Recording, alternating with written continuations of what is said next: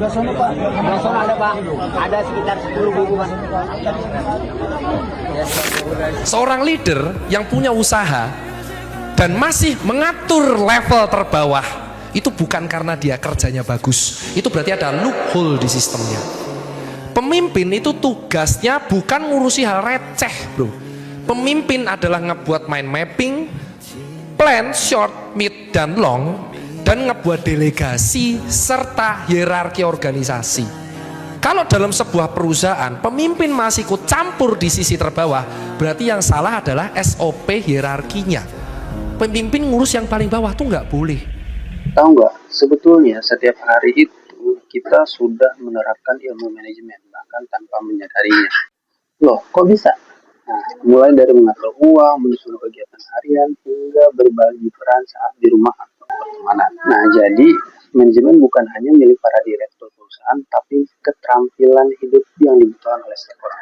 Yap, pertemuan kali ini kita akan membahas tentang ilmu manajemen.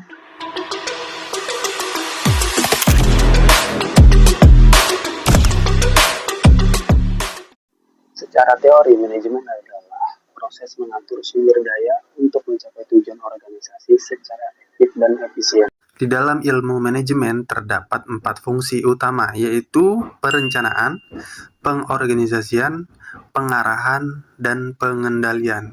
Nah, 4 fungsi ini biasa dikenal dengan istilah POAC yang dipopulerkan oleh George Terry. Agar mudah dipahami oleh teman-teman semua, dari ilmu manajemen ini saya kasih contoh. Ketua panitia acara harus merencanakan kegiatan, membagi tugas, mengarahkan anggota, dan mengevaluasi hasil kegiatannya. Nah, menurut George Terry, planning yaitu menentukan tujuan dan cara mencapainya. Kemudian organizing itu menyusun struktur organisasi dan membagi tugas. Actuating itu mengarahkan serta memotivasi anggota agar bekerja mencapai tujuan. Dan controlling itu mengawasi dan mengevaluasi hasil kerja agar sesuai dengan rencana. Hal yang menarik tentang ilmu manajemen, semua orang sebenarnya adalah seorang manajer tanpa disadari. Setiap hari kita mengatur waktu, uang, dan kegiatan. Misalnya menyusun jadwal aktivitas sehari-hari, mengatur uang bulanan, atau membagi tugas saat mengerjakan pekerjaan tertentu. Nah, itu semua adalah bentuk manajemen.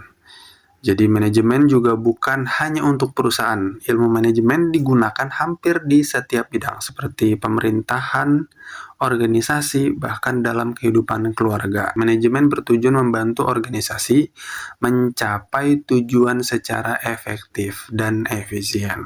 Perusahaan besar bisa gagal tanpa manajemen yang baik. Memiliki modal besar belum tentu menjamin keberhasilan tanpa perencanaan, membagi tugas, kepemimpinan, dan pengawasan yang baik. Sebuah perusahaan tetap bisa bangkrut manakala manajemennya tidak baik.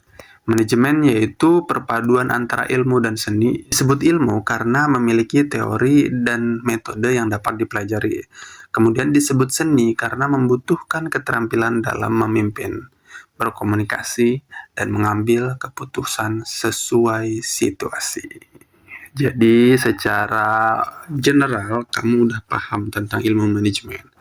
Kalau video ini bisa menginspirasi kamu, siapa tahu orang lain juga perlu inspirasi seperti kamu. Jadi share dan ikuti konten-konten berikutnya agar kamu bisa tambah pengetahuan, wawasan seputar ilmu ekonomi dan realitas sosial.